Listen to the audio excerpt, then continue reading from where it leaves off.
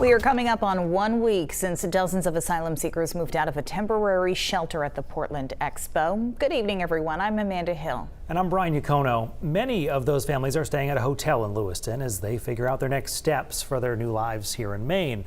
And as News Center Maine's Jack Mulmid shows us tonight, community organizers say Lewiston is actually one of the best places for asylum seekers, all thanks to the hard work that the city and Somali refugees did together in the early 2000s.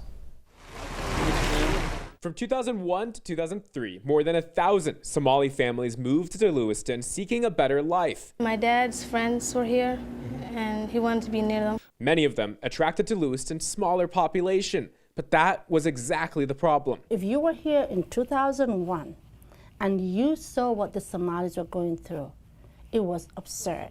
Fatuma Hussein says she was the fourth Somali family to move to Lewiston. I was so surprised why everything looked so white, including the people. The former mayor even asking Somali families to stop inviting their relatives to live in Lewiston, and national media flooded the city, wondering if it had a racist mayor. We're maxed out financially, physically, for apartments and, availability of housing. At the time, the mayor acted on information that he had. Was he right? Absolutely not. He was wrong for his response. But at the same time, that is the best mayor that ever happened for the Somalis too. The growing pains continued, but eventually... And today here we are, 23 years later, we're thriving. And now, with a new era of people looking to escape war-torn, impoverished countries, there's new challenges, Hussein says. They're prepared with her organization, the Immigrant Resource Center of Maine, and 2 decades of hard lessons learned. And so when asylum seekers come, we all know what to do. It's almost like you've got a map. And helping a new age of migrants. Like Jacob and Felipe Samuel, who are from Angola.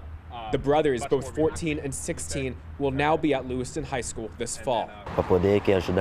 Jacob is saying he hopes to play soccer and eventually work here in Maine, sending money back to his family in Angola. Felipe says he hopes to study here in the States, as it's a country with opportunity. Both boys happy to be here, knowing they only have this hotel until November. But in the meantime, one step closer to a dream many like them have had before. In Lewiston, Jack Mulmid, News Center, Maine.